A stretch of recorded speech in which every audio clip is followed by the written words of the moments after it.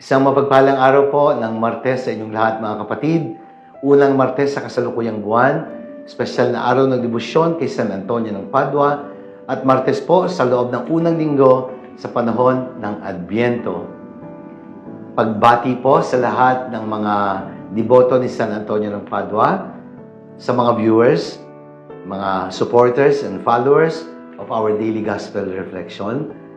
Salamat po at pagbati din sa mga nagpaabot na ng kanilang tulong sa aming pong proyekto, Pampamilyang Handog ni San Antonio sa darating na Pasko, sa mga members ng 1000 Club of St. Anthony, sa mga bukas palad ni San Antonio ng Padua.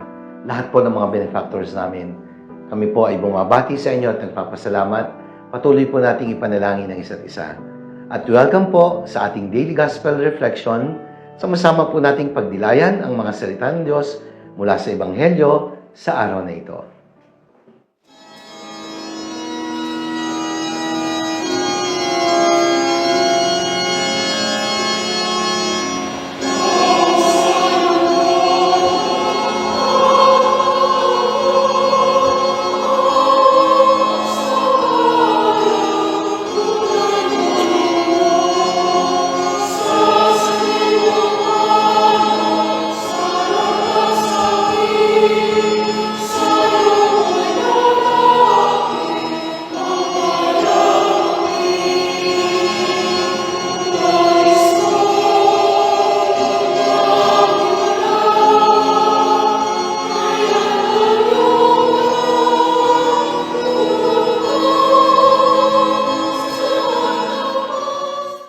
Mga kapatid, sa araw ng ating pagninilay, ang pamagat po ng ibabahaging pagninilay ay nagsasabing, God gives us reasons for happiness. Binibigyan tayo ng Diyos sa Ebanghelyo ng mga dahilan kung paano tayo dapat magalak at maging masaya. Unang araw ng pasukan sa isang paaralan, ang mga estudyante po ay magpapakilala sa kanilang mga kaklase. Tinawag po ng teacher ang isang batang estudyante para tumayo at magpakilala sa kanyang mga kaklase. Nang sabi po ng bata, "Hi, good morning, my dear classmates. My father's name is Tawanan, and my mother's name is Ligaya." Nagulat po ang teacher. At ang sabi po ng teacher, "O aba, nagpapatawa ka ba?" "No, ma'am. That is the name of my brother." Nagpapatawa. "Ah, and my name is Halakhakan." Aba, talaga naman nagulat po ang teacher. At ang sabi ng teacher, siguro, napakasaya ng pamilya mo. Isipin mo, ang pangalan mo ay Halakhakan, ang pangalan ng tatay mo ay Tawanan, ang pangalan ng nanay mo ay Ligaya, at ang pangalan ng kuya mo ay Nagpapatawa. Aba, saan ba kayo nakatira? "Ma'am, sa barangay at Pook Maligaya." Kaya naman pala. Ay, mga kapatid, totoo man o hindi ang kwentong ito, ang tanong lang naman bakit nga ba tayo dapat maging masaya? Paano nga ba tayo magiging masaya? At ano ba ang mga dahilan na nakikita natin sa ating pagiging maligaya o masaya? What reasons can there be for us to be happy members of God's family? Mga kapatid, napakaganda po ng ating mabuting balita sa araw na ito sapagkat binibigyan tayo ni Jesus ng mga dahilan para sa ating kaligayahan sa buhay. Paano nga ba tayo dapat maging masaya? Binibigyan tayo ni Jesus ng mga reasons why we should be happy. Una, our names are written in heaven. Kaya nga sa mga unang talata na hindi kasama sa pagbasa ngayon ng Ebanghelyo, matapos isugo ni Jesus ang kanyang mga alagad ng dala-dalawa, binigyan sila ng kapangyarihan. Sila ay bumalik kay Jesus upang mag-ulat at tuwang-tuwa po sila. At alam naman ni Jesus yun, sapagkat nakagagawa sila ng mga bagay na hindi nagagawa ng iba, sapagkat sila ay pinagkalooban ng Diyos ng kapangyarihan. Pero ano po ang sabi ng Panginoon? Matuwa kayo, hindi dahil sa pagsuko sa inyo ng masasamang espiritu, kundi dahil sa nasusulat ang inyong mga pangalan sa langit. O di ba? Sino ba naman ang hindi magiging masaya na malaman na ang kanyang pangalan ay nakasulat na sa langit, no? Pangalan pa lang ho, pero yung katawan wag muna, sa lupa muna. Pero at least yung pangalan nakasulat na, ibig sabihin, may reservation na pala tayo doon. So pagkatapos tayo bininyagan, naging mga anak tayo ng Diyos, gamit ang pangalang binigay sa atin, naging tagapagmana tayo ng buhay na walang hanggan. Kaya, nakaregister na po ang pangalan ng mga anak ng Diyos sa langit. Naghihintay na lang yung lugar. Sana nga makarating tayo doon. Sana all, sabi ko nga, mauna na sila. Pero pagdating araw sana, sama-sama din tayo doon. Brothers and sisters in faith, it is truly refreshing to know that our names are written in heaven. Naalala ko po, nung bata pa lang si Santa Teresita, kalong siya ng kanyang nanay at nakakita siya ng cloud formation na letter T sa langit. Nang sabi ni Santa Teresita, "Look, Mama, my name is written in heaven." Mga kapatid ko, meron mang isang dahilan para tayo maging masaya sa ating buhay bilang mga Kristiyano. Ito ay ang katotohanan at ang katiyakan na binibigay ni Jesus na ang ating mga pangalan ay nakasulat na sa langit.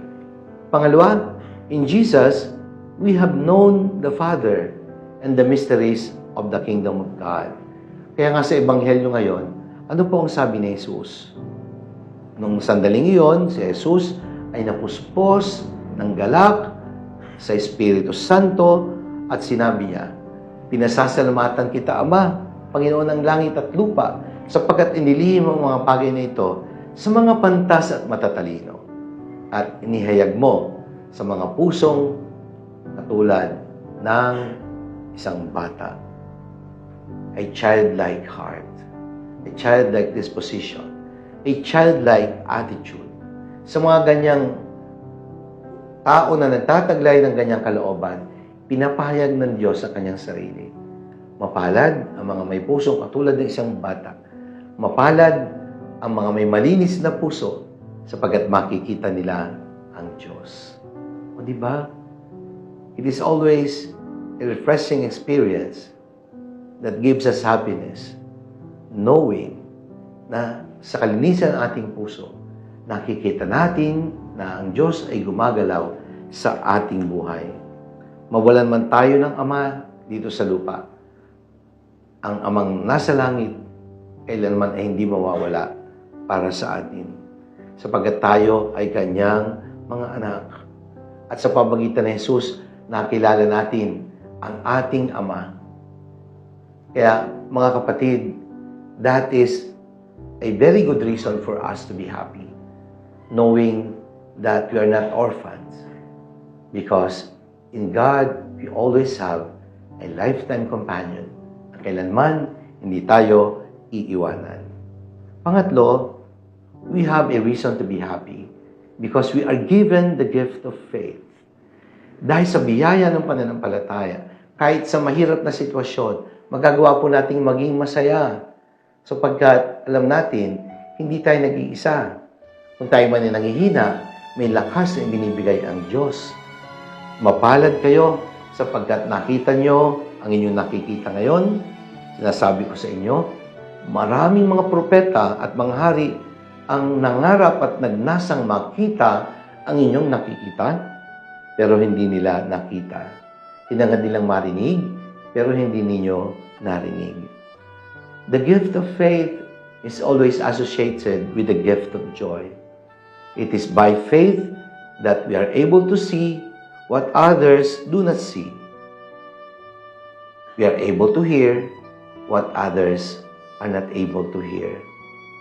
In the eyes of faith, laging may dahilan para maging masaya, sapagkat kahit sa malungkot na karanasan at mahirap na pagkakataon, may magandang aral palaging pinararating ang Diyos.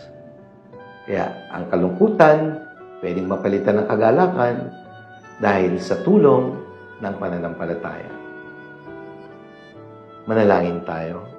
Ama naming makapangyarihan, Diyos na bukal ng kabutihan at lahat ng pagpapala, maraming salamat po sa di mabilang na dahilan na binibigay mo sa amin upang maging maligaya kahit man lang dito sa buhay na pansamantala.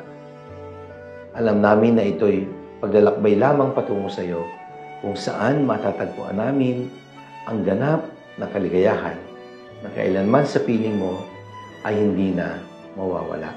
Amen. Maraming salamat po, mga minamahal kong kapatid. Sana po nagustuhan niyo ang ating pagninilay sa araw na ito. Ngayon pong First Tuesday at Martes sa loob ng unang linggo sa panahon ng Adbyento. Kung niyo pong nagustuhan, ilike naman po ninyo. Kung nakatulong, i-share po natin sa inyong mga kakilala, mga kaibigan, at sa inyong mga mahal sa buhay. Huwag po tayong mapagod to fill the world with the message and power of God's words. At sa lahat po ng mga tumulong na, maraming salamat po. At sa mga magbibigay pa, magiging lubos po ang aming pasasalamat sa anumang halaga ng iyong pagkakaloob sa aming proyekto sa panahon ng Pasko, Pampamilyang Handog ng San Antonio sa darating na Pasko. Kayo po ay biyaya ng Diyos sa amin. Kayo po ay instrumento ng Diyos upang ang proyektong ito ay maging isang katotohanan at katuparan. Ang Diyos na po ang bahalang gumanti sa anumang tulong na inyong ibibigay. Sa ngayon po ay maabot pa lang ng humigit kumulang na 400,000 at kailangan po namin 1,000,000. Malaki-laki pa po ang kailangan pero naniniwala po kami kasama ang Diyos, andyan po kayo para tumulong, magiging posible po ang lahat. Maraming salamat po at pagpalain tayo ng makapangyarihan Diyos, Ama, ng Anak, ng Espiritu Santo. Amen.